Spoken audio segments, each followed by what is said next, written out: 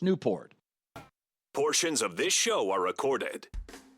Strap in and be prepared. Room for error is much slimmer You in lose basketball. one player and it changes your entire team. It's not like that in football. It's just not. It's not. Interesting guests. Kelly Graves, Mike Parker, Coach Mark Waskowski, Noah Eagle, Melissa Lombardi, Kenyon Barnard, Jonathan Stewart. Sharp opinions. Dana Altman probably earned a pass for a down year after almost 20 years of what he's done for Oregon basketball. And some smiles. Guys, I was stuck in a car wash. Sounds like an R. Kelly song. It's not an R. Kelly song. It's Danny Havel. I can't remember, and I've been doing this for longer than you've been alive, which is really horrible that I have to say that, but it's the truth. Justin Grossweiner. It's like the saying in Alaska that you don't have to be faster Than the bear. You just have to be faster than your friend. Danny and Justin starts now on Fox Sports Eugene and Fox Sports Newport. Danny's taking a day off for load management. Here's Justin. Hello.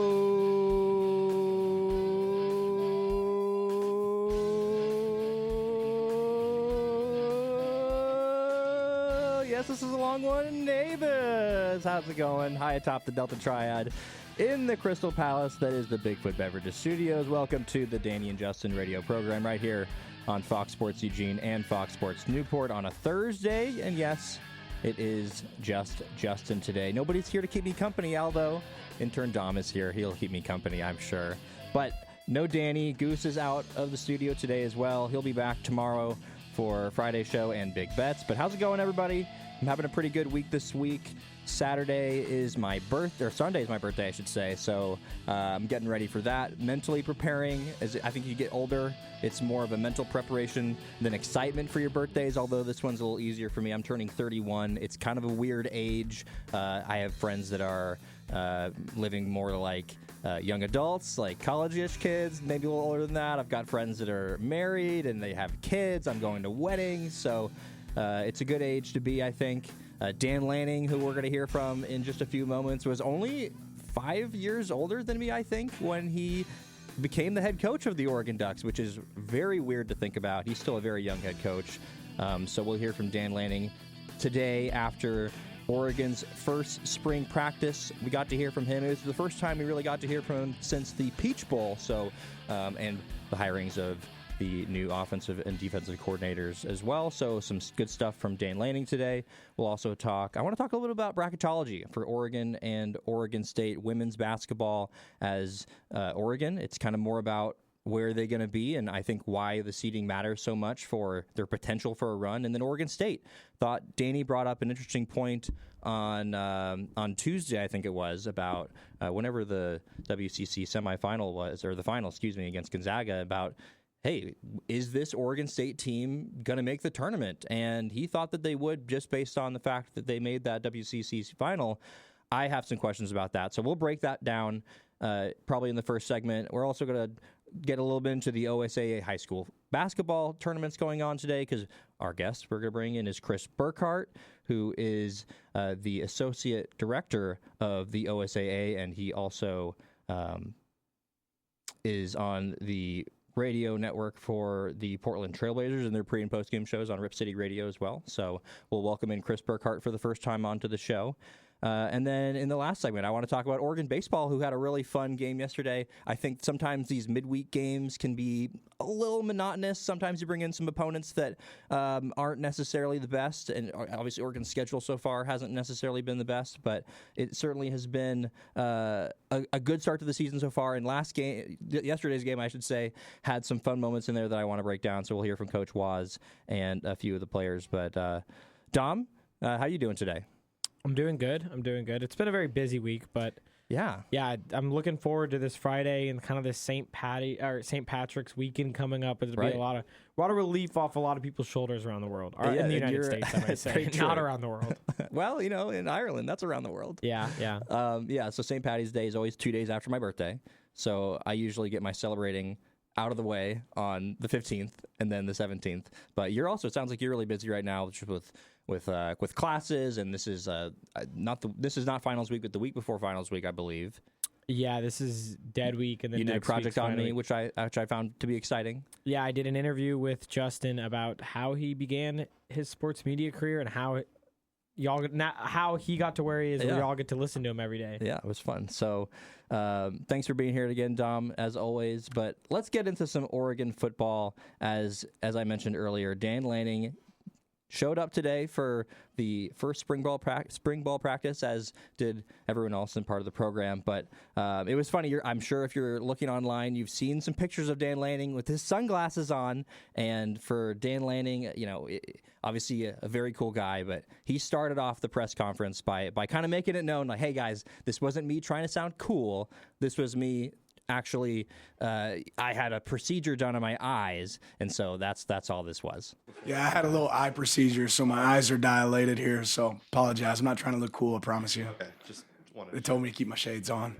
Well, let me say, he did look cool, and it was one of those things where he showed up, and it's like, all right, here's the head football coach, and he's wearing his shades on inside, and maybe a little bit of a peek under the curtain under actually why he did that. But I think he could have played it off and just said, hey, I just got my shades on today inside. Why not? But no, it was fun. So, I think it's interesting this time of year, spring ball, and they're not wearing pads right now. They're wearing spiders, as they're called. And they're just still doing a lot of installs and running around and calling plays and trying to get the players mentally prepared, I think, as much as anything. Obviously, the physical development with the weight room and all that stuff. But Dan Lanning talks about what spring ball is all about for him.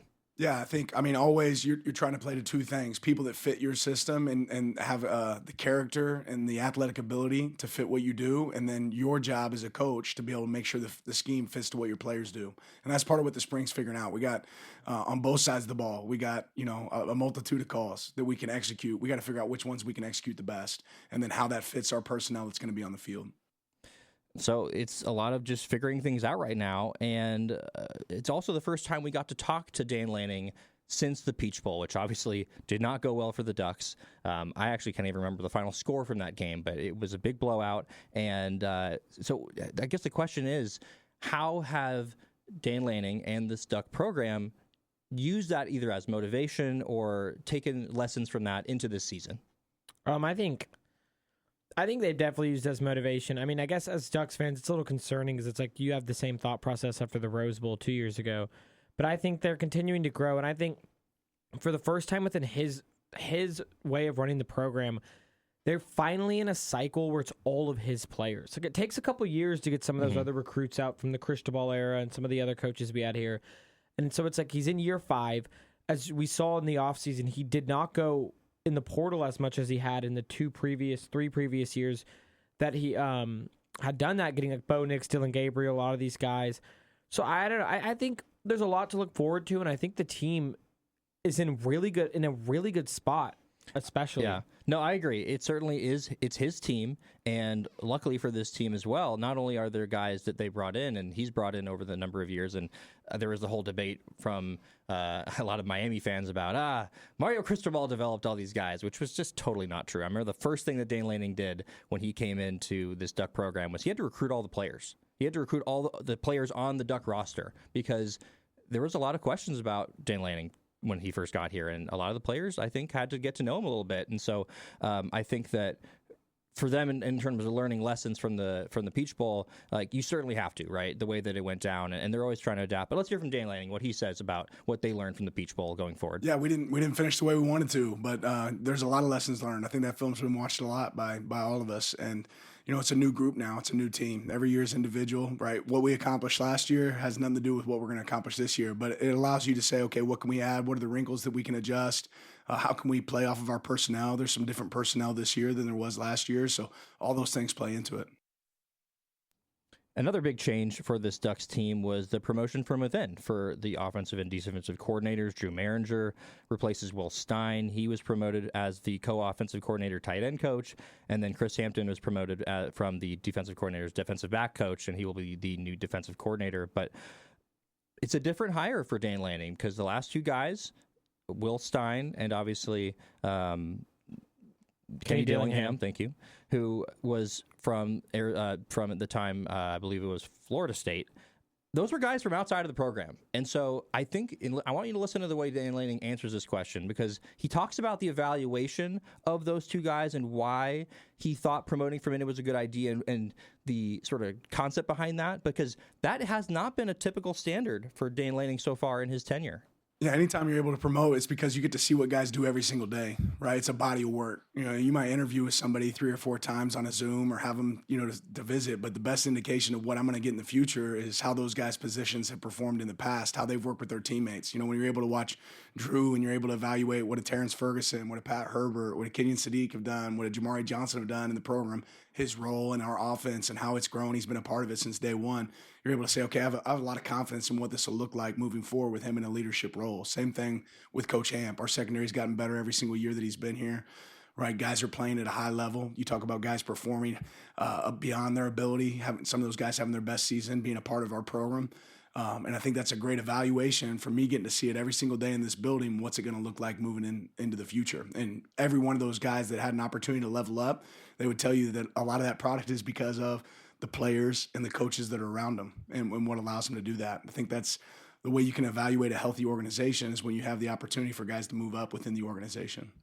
So at some point, Dan Lanning clearly wanted to have the promote from within concept. And I guess that this felt like the time for him where he could bring in guys that clearly he felt responded well to players. And so I guess the question then becomes, okay, these are guys that don't have necessarily experience as offensive or defensive coordinators in other places. But Dan Lanning says, hey, no, these guys, we've practiced with having them calling plays. Those guys, we had you call it periods last fall, last spring. I'm always trying to prepare what's next. So there's periods of practice where those guys were calling a game just like they would if they were sitting in a coordinator position. So a lot of that prep started a year ago. It started 2 years ago, right? They've sat in that seat. They've worn that hat. But now it's going to be more of that, right? How do I play it like a game? We have periods throughout practice, opportunities within the building to simulate the game before we get to the game. So another addition to the staff that I want to talk about is Ryan Switzer, who was a wide receiver and a Cowboy for our intern, Dom here, who is a Cowboys fan.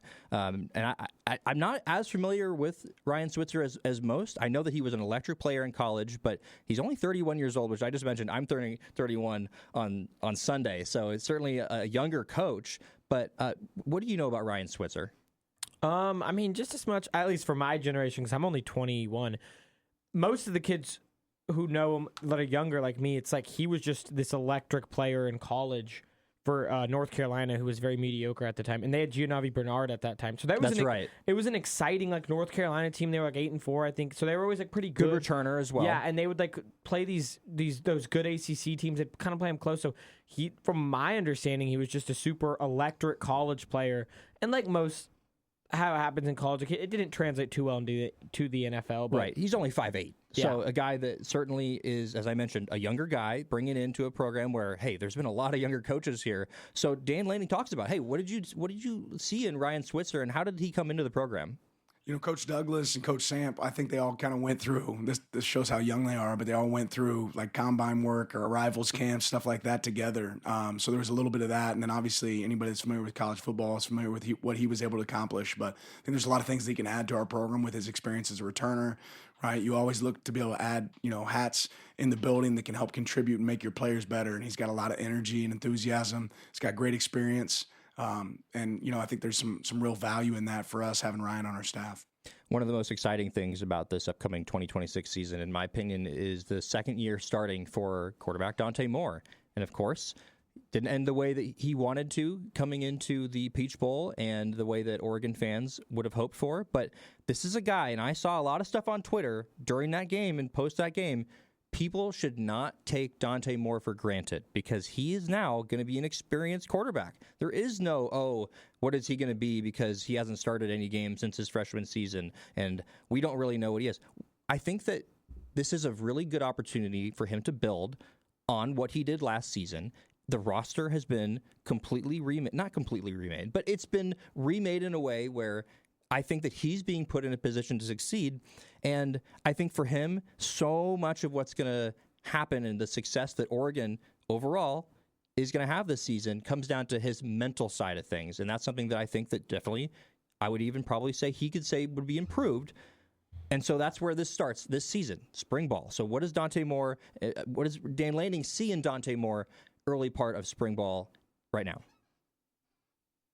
Yeah, today it shifts a little bit, right? Because he's been doing walkthroughs. He's a great communicator, has a really good understanding of what we're trying to accomplish on the field. Obviously, the experience that he's able to lean on, but now the game speeds up, right? It's a difference in a walkthrough and everything going full speed. So he's got to level up, right? But he's certainly stepped it up from a leadership standpoint.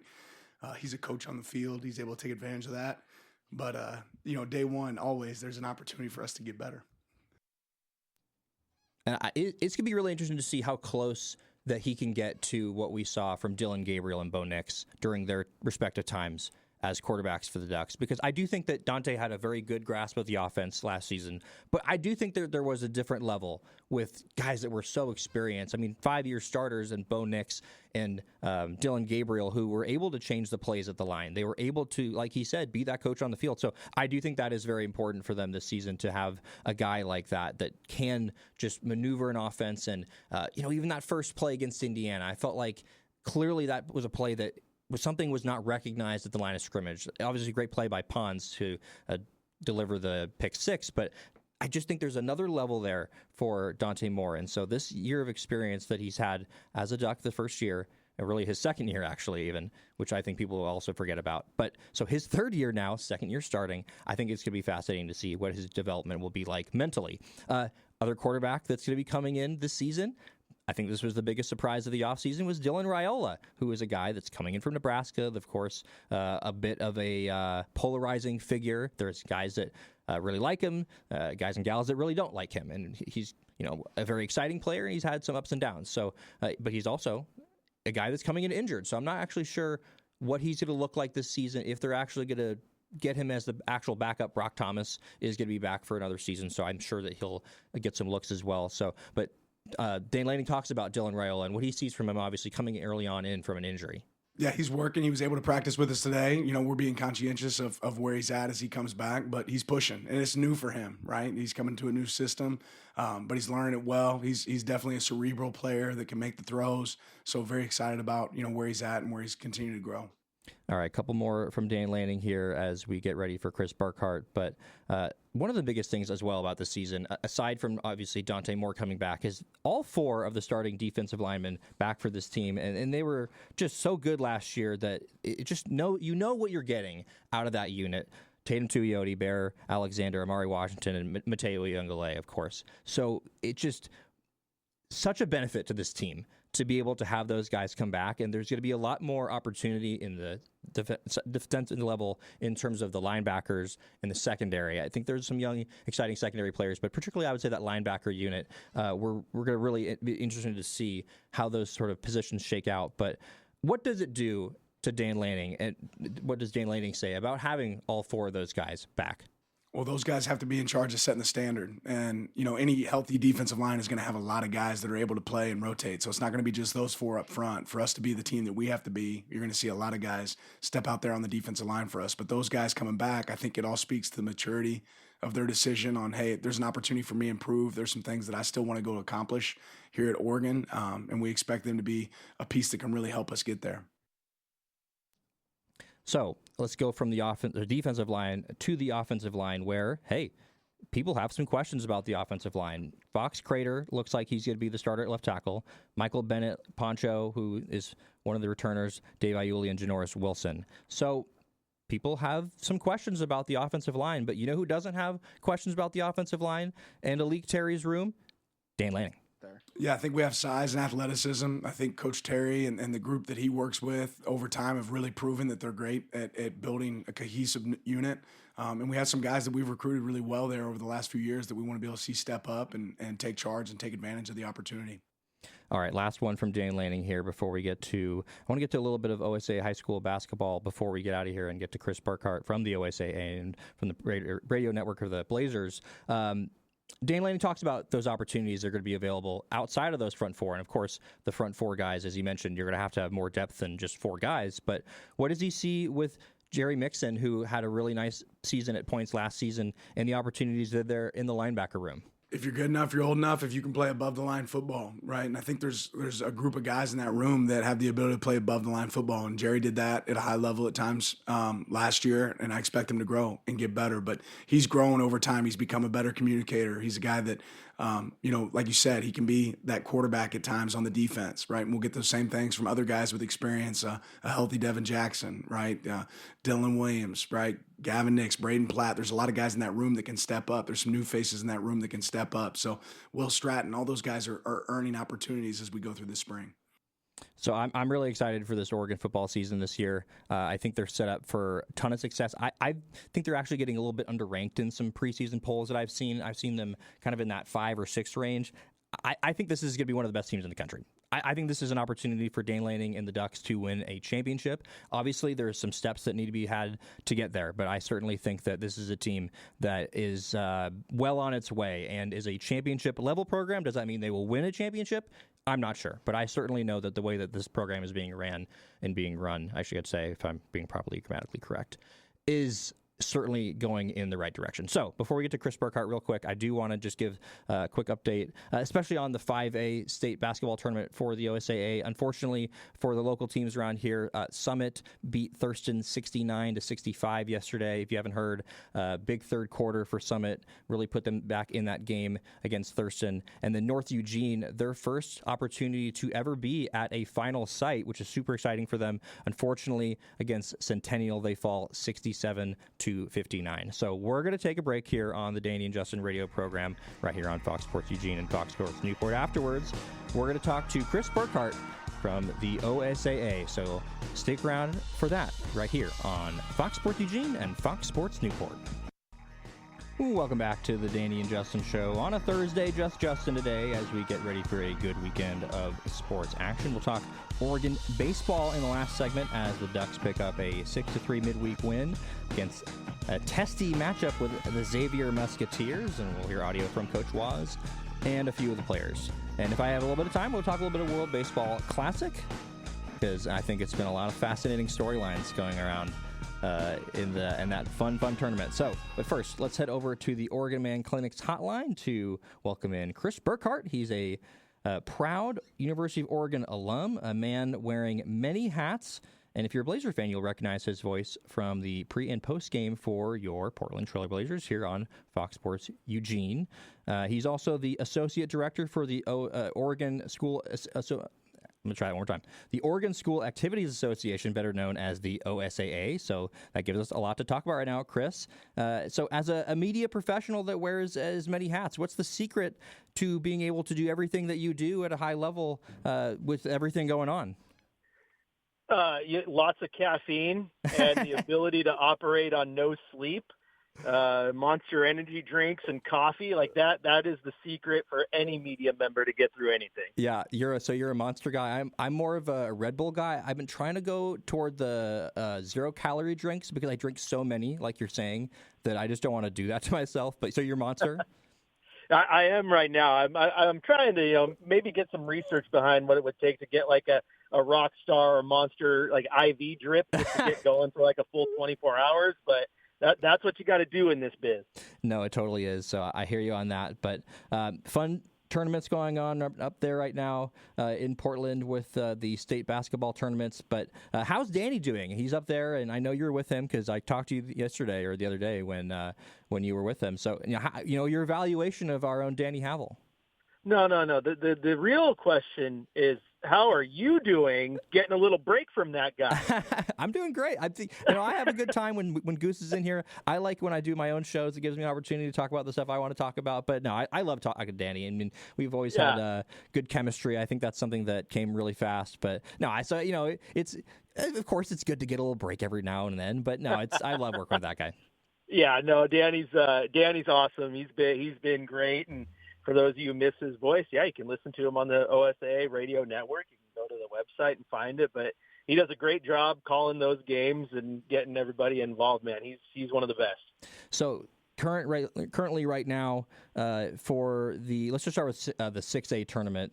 Number 17 Benson taking on number 4 Tualatin, and then number 6 Jesuit and Central Catholic. It seems like Central Catholic's probably gonna be the favorite there, but man, how about number 17 Benson? Like, do you think they've got some sort of shot here against Tualatin? I mean, if they made it this far, right? Yeah, and I really like Tualatin. Coach Lemon coaches them wonderfully. They're a good team. You mentioned Central Catholic; they're good as well. So is Jesuit. But Benson, right now, Benson is the best thing possible for any sort of tournament. They're the hot team. They're the team no one wants to play because they're playing such good basketball. They get the upset of number 1 Southridge to make it to the Final 8 and head to Chiles Center. And then they get the upset over Clackamas in round 1. The thing is, the old saying is all you need is a chip and a chair, and you got a chance at a poker game, right? Exactly. Well, if you get on the court and you got the ball in your hand, you have a chance. And Benson's playing incredible right now. So I think these semifinal matchups are going to be just wonderful basketball. Yeah, and the saying in baseball as well, anybody with a bat in their hand is dangerous, as you saw with many pitchers over the years. Unfortunately, that's something I miss now, unfortunately. But and then it's kind of not too dissimilar in 5A, and you have some more of those top seeds in there, Crook County and Summit, but then number 15 Centennial taking on Park Rose as well. That's right, and I got to not be biased here. I'm a Centennial alum. Okay, so go Eagles. As Danny talked about on the broadcast many times, that game that they played against North Eugene last night, that was the first time Centennial had made it to the Final 8 since 1978. They are playing incredible right now. They got Mitchell, who's a 6'11 center. He's only a sophomore as well. And he had a 20-point, 16-rebound performance against North Eugene last night. So they're playing well. Park Rose has tons of talent. I watched all those games, and that team they're filthy. They're relentless. They never stop. It's run, run, run. When they get into their half-court sets, it's nothing but off-ball movement. They're going to try to wear you out. So Centennial has their work cut out for them. And then Summit and Crook County is another good matchup. Summit's been a powerhouse for a while, and Crook County's trying to shake it up. So, again, just like we mentioned with the 6A, 5A's got a wonderful bracket as well. It certainly does, and it's going to be exciting to see how that shakes out. And, of course, I want to break down that North Eugene and Centennial game a little bit more, just since those are obviously the local team here at North Eugene. But what was that like? You have Centennial, who is, it sounds like it's historic for them to what they've been doing, but it was historic what North Eugene was doing, even just getting to the site in Linfield. So what was it like sort of in that building there when you have these two teams that are both fighting for something that, they haven't done ever or in a long time? Yeah, no, it's always cool when you get those storylines, right? And then you get that sense of community behind it. And the gym was loud, I'll tell you that much. The fans were into it. The student sections were into it. And, yeah, those things matter. That's what high school sports is all about. And if you're a North Eugene fan and you're listening, don't take anything away from making it and, losing in that first round there at the final site, because really that game was decided, Justin, in the first 60 seconds, because Centennial went on a 7-0 run to take the lead. North Eugene calls a timeout.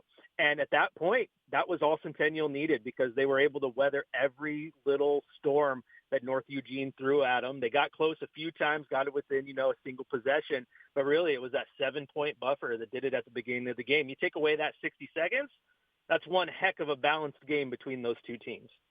Incredible. We're talking to Chris Burkhardt. He's the Associate Director for the OSAA and the host of the Blazers pre- and post-game shows, among many shows that he does for Rip City Radio. You've been at OSAA, I should say, since 2023, which is actually the same year I started really covering high school sports in Oregon, I would say. I did some in college, I should say, but 2023 is when I started here at Fox Sports Eugene. How much have you seen change in just those few years that you've been here? Because I think there's been a lot that's happened. Yeah, no, I think the landscape's always changing in high school sports. Just you're sitting there in Eugene, you watched what the Ducks have done, right, in the last 3 years in football, because the college game is changing so much, and high school kind of replicates that. I mean, here in Oregon and plenty of other states, there's NIL deals that high school kids can sign, like famously, Mia Bra-Peterson, the sprinter from Lake Oswego, had an NIL deal, and obviously girls like Jazzy Davidson, who's phenomenal and goes to USC. So that's a big thing. That's how it changes. And then just, over the last few years too, like I said, I went to Centennial. And when I went to Centennial, there was only 4 classifications, and Centennial was 4A, biggest classification in the state. And now there's 6, and Centennial's a 5A school, and schools kind of jump around a little bit depending on their enrollment. And so there's lots of change there. And then obviously just in the last 3 years, I mean, boys volleyball has become a sanctioned sport. They're going to have their very first OSAA state championship this spring. Girls flag football looking to jump on board with that as well. And so, yeah, we're adding sports and doing all we can for these kids out here because, I mean, if we've all played sports, whether it was basketball, baseball, whatever, and really for a lot of kids, athletics is just the heartbeat of what they do. It was for me. So it's really, really cool to be a part of that and, see that growth here in the state. Yeah, it was for me as well. And I'm sure for many people listening out there as well. I mean, if you're listening to Fox Sports Eugene, Fox Sports Newport, you're probably into sports. You probably did high school sports when you were a kid as well. Right. But I can't forget about Thurston as well. I wanted to mention them, and man, valiant effort for them against Summit. What happened there in that third quarter? Because when I actually talked to you, it was during the halftime of that game, and Summit, Thurston was up 6 at the time, and that third quarter did not go well for them. They shoot, let's see here, it was like 6 of 18 or something like that from the field. Like, it didn't go well for them. 3 for 13 in that third quarter, and then that's what gets Summit back into this one, and then it was just a tight finish. So what happened there in that third quarter? That's one thing about high school basketball that you can go through streaky shooting spells, right? Right. And Thurston kind of went through one there in the third quarter, and then Summit's a big man, got hot. He found ways to get to the rim, found ways to spread the ball around, and the defense was just kind of struggling to stop that. And when you couple one offense getting hot with the other offense just all of a sudden getting cold, I mean, that's going to lead to those runs that kind of decide the game. And you look at the rest of that game, obviously Thurston heads to the locker room with a halftime lead. They were both kind of finding their shot and trying to get back in it in the fourth. But it was that third quarter. I think it was an 18-6 quarter in favor of Summit. And really, I thought Thurston played a great game. They were very disciplined. They had control. They were doing what they wanted to do.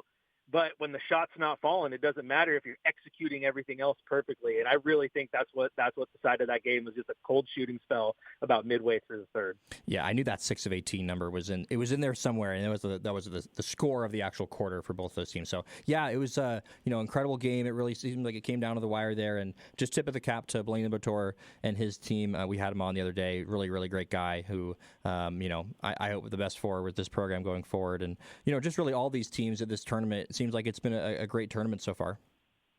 No, it really has. And, especially when you get to these situations, you're getting some schools who, like I said, we talked about Centennial, and Park Rose hasn't been there in forever. You're seeing the run that Benson is on, maybe a little bit of new blood and mixing it up. And it's just really cool to see all the talent out there. I say this all the time. You ask what's changed for me in the few years I've been working with the OSAA. It's not something that's changed, but something that I've noticed, man, and that is that Oregon as a state is rich with athletic talent.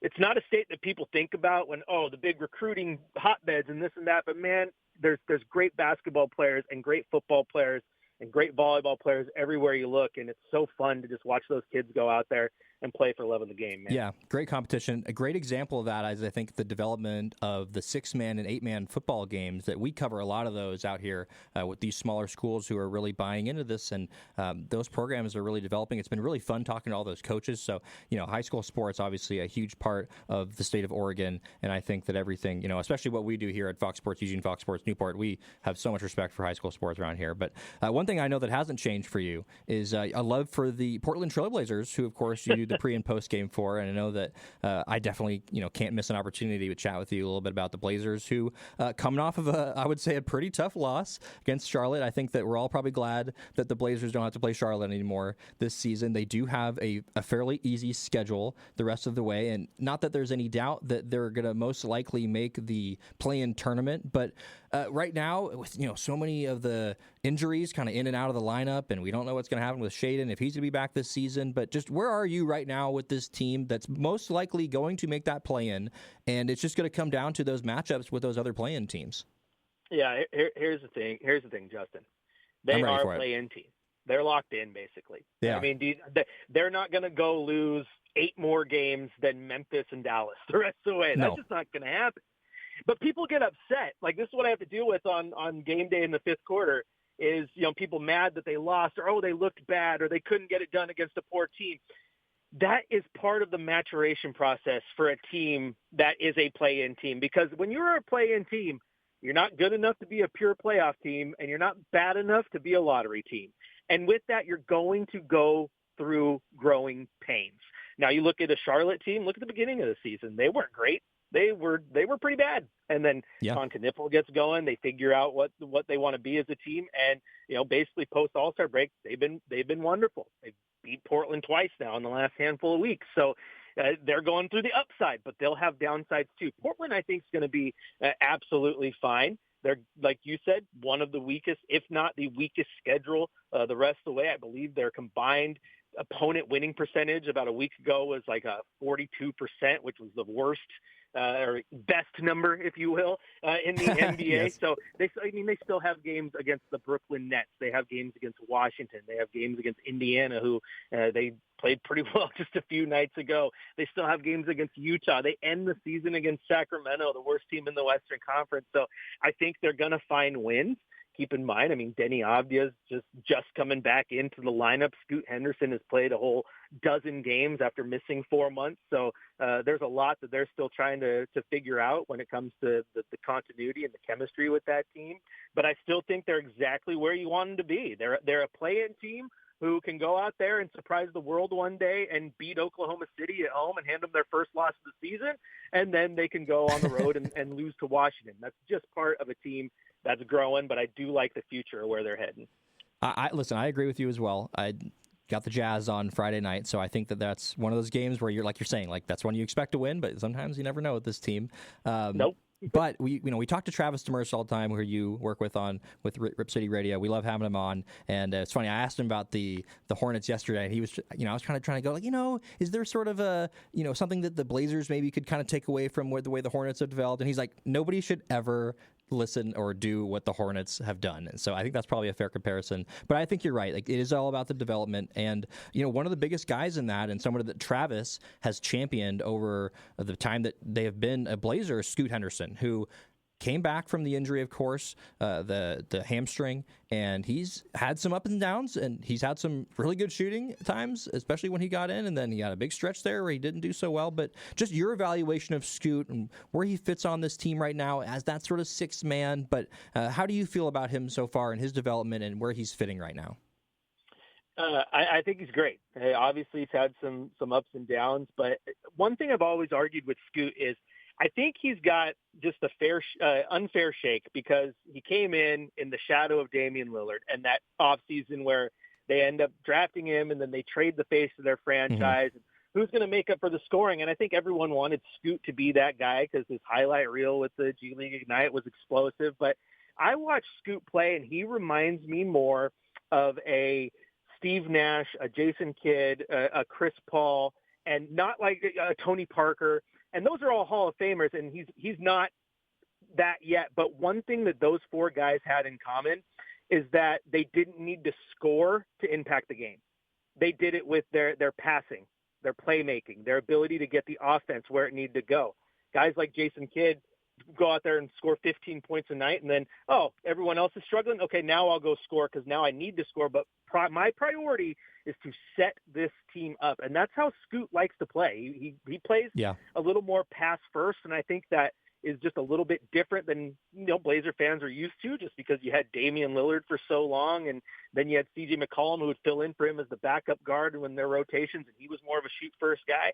I think Scoot is a playmaker and passer first. He likes to distribute the ball, and with that, he's not going to have 30 points every single night. He might have nights where he only scores you 15, but I think you're going to start seeing more nights where he has 9 assists, 10 assists, and can start really setting the team up. It's all about finding that comfort level with him and, getting used to playing with those guys, because, heck, hey, go play with Denny, go play with Vit Krejci, who you just traded for, go play with Matisse Thybulle, who, hasn't played all year until the last few weeks.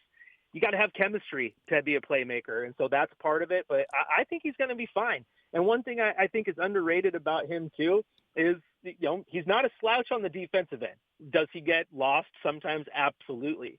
But you compare him to like a Shaedon Sharpe, who I love on the offensive side of the ball, he's not good at all on the defensive end, right? Mm-hmm. Scoot can play on the defense and not give up too much. So I think he's going to be just fine. People get upset about where he is. He's a third-over pick, yada, yada, yada. But here's the thing. He has proven to me that he's an NBA player. He's an NBA talent. Whether he's a starter or the bench guy, that will remain to be seen. He's just got to figure it out. And over the last 2 games, I think he's done that. He's had really good games the last 2 nights out. So hopefully he can replicate that on Friday against Utah. And another thing I think people kind of unfairly held against him was that was the Wemby draft. And so there was so many Blazer fans that just really wanted Wemby, and there was that whole deal with the lottery. The ping pong ball was like 1 number off, whatever. So I kind of think that a little bit unfairly, people have held that against Scoot as, a potential opportunity to bring in like a superstar. And maybe he's not a superstar, but I certainly think he's a very, very good player. And he's a guy that hasn't had the time to develop yet, as well as I'm just really fascinated to see what his fit's going to be like with Damian Lillard, who, yes, he was gone, but he's going to be back next season. So I think that the combination of those 2 guys and what they're going to do with Denny and kind of everything that's going to happen next year is sort of a whole different conversation. But certainly right now, what this team is doing is a little bit up and down with the development. Just a couple more questions for you. I got one for me, and then intern Dom's going to ask you a question. But what do you think the key is for this rest of the season? Obviously, the health is kind of a thing that is a little bit of an unknown, but if you would say there's one thing that you'd like to see the Blazers do heading into the play-in and get to set themselves up to potentially make the actual playoffs, which would be huge for this team, I think, like, what would that one thing be? I think they need to find their identity again. I think the last few weeks they've almost been rudderless, so to speak, right? Their identity that they had in the first few weeks of the season was they were going to bring it 48 minutes, 94 feet on the defensive end. They were going to make you work. If you go back to the first game, Anthony Edwards hits the eventual game winner, and then after the game, he's talking about, man, there's no more coming to Portland and getting an easy win. These guys bring it. Same thing with Steve Kerr when Thiago Splitter comes in and gets his first win and all that. They go to LA. Same thing. Everyone's talking about their identity as a defensive team who's going to give you effort all the way down the court. And they've lost that a little bit. I think they need to find that again. And it should be easier when you have guys like Matisse Thybulle healthy and Robert Williams in the lineup consistently, and obviously Toumani Camara, who's been great. And then you build off that, you build that chemistry, and then you just get hot at the right time because they're going to be locked into this play-in. So they want to go into the play-in, not cold. You want to go in playing really, really good basketball. And again, I think that starts with just kind of going back to the drawing board and remembering who you were to start the season and just finding that identity again. Hi, Chris. This is intern Dom from the Bigfoot Beverages Studios, and I just had one question. So I am from San Antonio, grew up a Spurs fan. Thiago Splitter means a lot to me. My question to you is, what does the future for Thiago Splitter look like for the Blazers? Because it's very obvious he was kind of thrown into the fire this year. No one thought he'd be the head coach. And we've kind of seen some late game management that's kind of been a rising issue or an issue all season for the Blazers. Do you see Thiago Splitter staying the Blazers head coach, or are there just too many good coaches out there like a Mike Malone or a Taylor Jenkins on the market where it's just they're too good to pass? Well, that's a great question. And here's the thing. I mean, if I'm a Blazer fan, absolutely, I'd be interested in Taylor Jenkins or Mike Malone, but do those two guys have interest in Portland? You got to have that there too. Now, if you could go get a Mike Malone right now, I absolutely think you do that. He's been great. I think he got kind of outed in 2 locations now where I just don't understand why. I don't understand why they cut him in Sacramento when he was like the DeMarcus Cousins whisperer, and I don't understand why they cut him in Denver. It's too much. What have you done for me lately? Yeah. Oh, I don't know. Won you your only NBA championship. So those guys are different breeds. But I'll tell you this, and if you come from a background of being a Spurs fan, I tell people this all the time. I've been covering the Blazers now. This is my 13th full season. My very first locker room I ever went into wasn't a Blazer locker room. It was the visiting locker room, was the San Antonio Spurs. And I tell people to this day that I've never been more impressed than when I was in a Spurs locker room, whether it was Patty Mills at the time or Manu Ginobili, Tim Duncan, Tony Parker, just some of the smartest basketball minds that come from that pop tree. And I have loved Thiago Splitter for some time because of that. I thought he was great overseas. I was really excited when they signed him as an assistant. I thought it was Coach Billups' best hire. And then obviously everything happens, and here he is. Now there's a learning curve still. Now, yes, I get that he's 3/4 away through the season, but he was brought in, and you're going to be the big man guy and help with our offense. And next thing you know, he's doing everything one game into the season. And he's talked about how there is some learning curves because, timeouts and all this stuff. It's different than what he was used to in the Euro leagues over there in France. So I think he's learning, and I think he's allowed that leash because he wasn't brought in to be the head coach. But I would not be upset if they sign him long-term because I really like Tiago Splitter. And whether it's with Portland or elsewhere, I think he's going to be a very, very good head coach in the NBA at some point. Now, what really muddies the water here with Tiago or anyone else is the fact that Tom Dundon's coming in and you have new ownership. Right. And new ownership, we haven't had a chance as local media to talk to Tom Dundon because none of that sale is final. It was projected to go final around the end of this month. So we don't know what he wants for this team. Does he want Tiago or does he want to start with a clean slate? And he very well might want to start with a clean slate.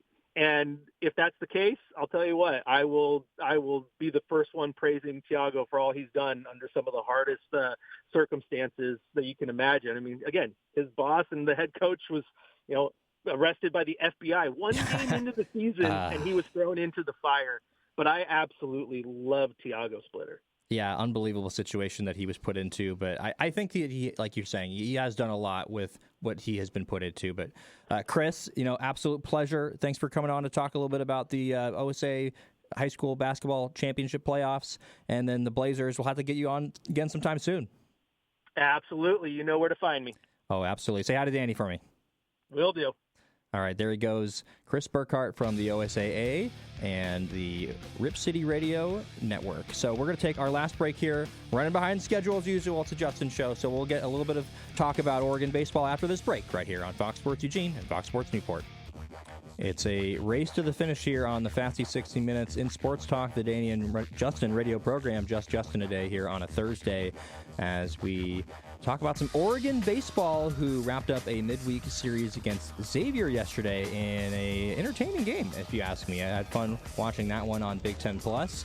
It was Leo Ullman's first start since 2023, which was just, I think, a really nice story. 4 years ago, Oregon sophomore, he's technically a redshirt sophomore now, Leo, was a top 5 pitcher coming out of Nevada, according to Perfect Game, and he was a preseason All-American his senior year of high school. His freshman year has a bit of a rough start, which is normal for freshmen, of course, 7-something ERA, but then missed years in 2024 and in 2025 due to injury, so really nice to see him come back and pitch in this game. He allowed 1 run over his 2.2 innings. I know that Coach Waz wanted to get him in there for another one, but he's a really nice story. Some good infield defense from Ryan Cooney and the infielders as well. Max Maloney, of course. Just some nice plays out there that I think helped in this 6-3 win for Oregon over Xavier.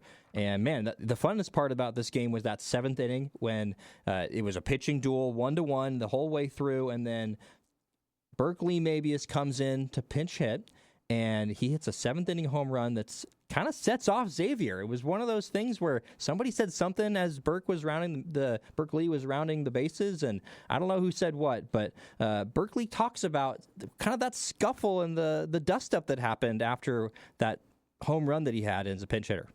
Oh, that honestly fired me up a little bit. Like, just stuff like that. It's just kind of seeing how other guys can spiral and have our team just be the same because we're just a bunch of group of guys that like to be rowdy. And obviously people will think that it's about them, but it's truly not. It's about us having that camaraderie. And it's just, it's funny to see how teams can miss that sometimes that we're playing, that they think that we're talking about them, but really it's just us being rowdy. That was actually Dom Hellman talking about what happened after that delay, where it just, again, somebody said something, and then there was a big delay for about 10 minutes where Dom Hellman hit a nice 3-run double after that. So nice game for Oregon baseball. They go on to play Indiana Hoosiers for the next series, and they are going to be in Eugene for that one Friday evening at 4:05 p.m. So that's tomorrow. So speaking of tomorrow, That's all the time we have for today. It'll be Goose back with me in studio for Big Bets. I don't think we're going to have a guest tomorrow. We'll see if maybe we can work something together, but always going to have a good time with Goose back on the program. So that's going to be all for me today. From Justin, as Dom, put a smile on your face and someone else's face because they deserve it, and so do you. Peace.